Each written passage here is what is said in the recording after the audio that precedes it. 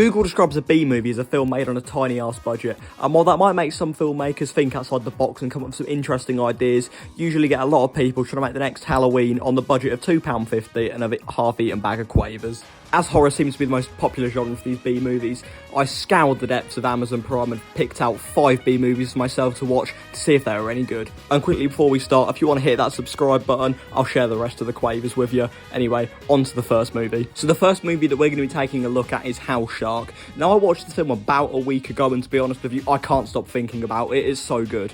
Now, I know what you're thinking. How can a movie with a poster that looks like that actually be decent? Well, I'll show you. Now, the first 15 minutes and then the rest of this film must have been directed by 2 completely different people. Because in the first 15 minutes, you've got some really nice tension building. Oh, it's really dark, it's atmospheric. And then a pretty nice kill, to be fair. And then the rest of the film is just a bunch of strange characters making funny jokes for the rest of the runtime. How did he get behind us? He's got a gun! So let's get into the plot. So there's this guy who just lives in his house. He's a normal bloke, and then a shark comes out of his toilet. So to try and get rid of it, he gets help from a house shark hunter called Darth Squanto. What kind of a name is Darth Squanto? And also because why the hell not, he can use the Force. However, this is of absolutely no help when he actually goes to face the shark. And what you will notice with this film is that the shark is actually in the movie quite a lot. A lot of low-budget horror films like this, they wouldn't really show the monster until like the last 10 minutes-ish. But in Halshark, they are not afraid to show this thing off. Good on them. So the main character meets up with a German Halshark expert called Zachary, and then they make another plan to kill the shark.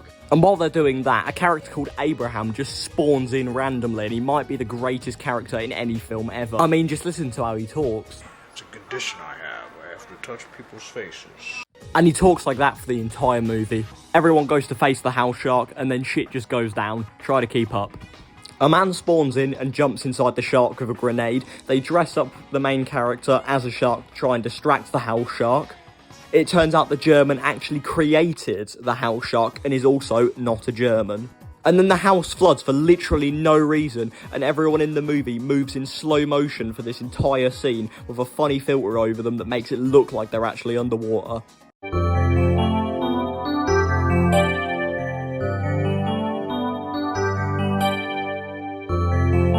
You gotta give it to the people who made this film. It's a really clever idea, and while the effect doesn't look the greatest, and you can very clearly see them walking down the stairs, it was a cool idea. And to end the movie, there's an epic training montage, and then Abraham gets eaten by the shark, and it suddenly blows up for literally no reason.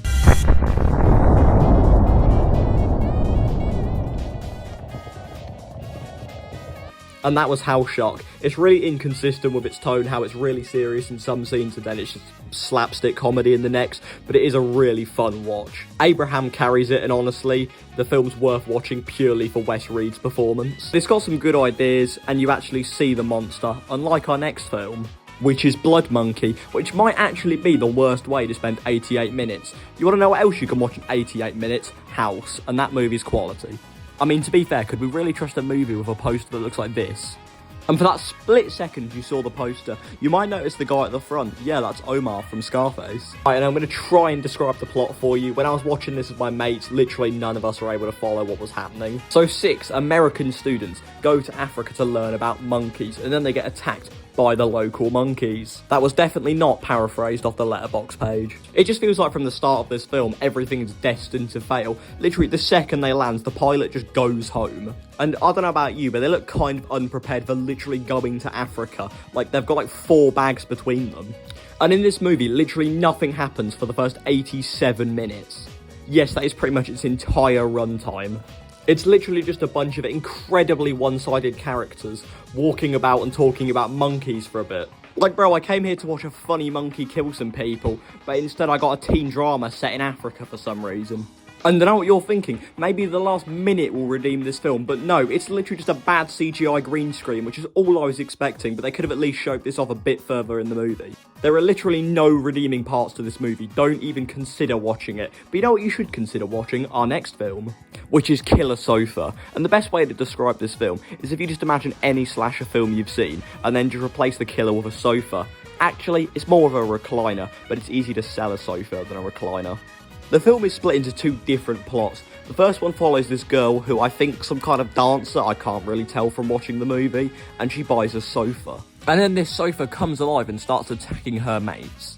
And this sofa goes to different people's houses, it climbs flights of stairs, and it goes through doorways that it probably shouldn't be able to fit through. And in this world, no one is questioning why a sofa has just walked up Dave's front garden and is now waiting for him to answer at his front door. This storyline also features two of the world's most boring policemen, and one of them's actually a woman, so a policeman and a policewoman. They try to help our main character stop the killer, but of course, because they don't believe it's a sofa, they have absolutely no help for the entire runtime. And then the second storyline has the fun task of trying to explain what the hell is going on in this movie.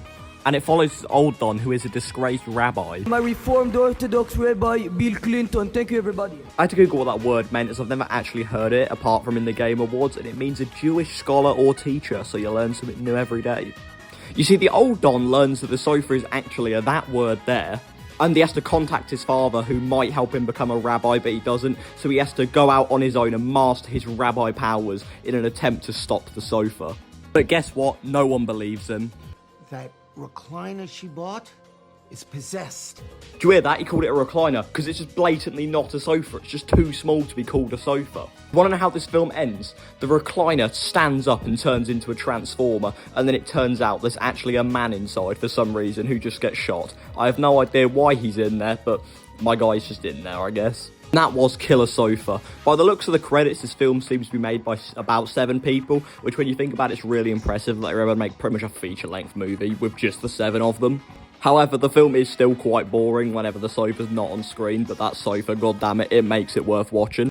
So let's get on to our last 2 films. And those 2 films are Killer Piñata and Killer Piñata 2, also known as Bride of the Killer Piñata. And you know a film's going to be good when it doesn't even have a little preview image on Letterboxd. The film starts with this woman going shopping in a local sweet shop. However, they've got no rock, so just shut the place down. And while she's walking around, she can see Luigi's hanged himself, so she quickly skedaddles, but don't worry, she'll come back later. The film is set in this one house, and all of this carnage starts because one child decides to kill a piñata. And then the killer piñata looks on in horror and decides to take revenge. Look at that little guy though, he looks so angry, I won't mess with him. This film has the same problem as Blood Monkey really, where it's just a lot of people talking for most of the runtime, but unlike Blood Monkey, the killer piñata does have some times where he does stuff. The kills in this film were actually pretty decent and they've got some quite good practical effects, however I highly doubt I can show them on YouTube, so I'll just describe them for you. 2 people are choked to death, but the piñata makes one of them throw up a bunch and it was absolutely disgusting, but it looked quite real to be fair. The woman from the start of the film returns and then immediately has a piñata stick jammed through her chest. This piñata's kind of strong, not gonna lie. Another bet you're probably glad you're missing out on, the piñata bites a guy's willy off despite having no sharp objects on it. It just nibbles it off. It's disgusting and I don't want to see it ever again. This film has a redeeming quality for it and it's got this really nicely animated section that just explains the backstory of the piñata. Not gonna lie, I think this is where most of the budget went and it's a good way to spend it, to be fair. And that's Killer Piñata. I set out to watch Bride of the Killer Piñata, but I was unable to find it anywhere, so I do apologise for that. I also learned of a Killer Piñata 2 that unfortunately didn't get made, but I'm going to be honest, from these clips I've seen, it looks pretty decent. I wish they did make this. So that's all I've got for this video. After watching all these B movies, I've got a weird newfound respect for these films. Apart from Blood Monkey, I actually really enjoyed watching all of them. And while I was making this video, I actually found out that all of these films are actually uploaded to YouTube. So if you don't have Amazon Prime, you can still check them out if you want to. My offer still stands on subscribing. I'll still share the quavers with you. Go watch Halshark. Be safe, be sound, be really, really round.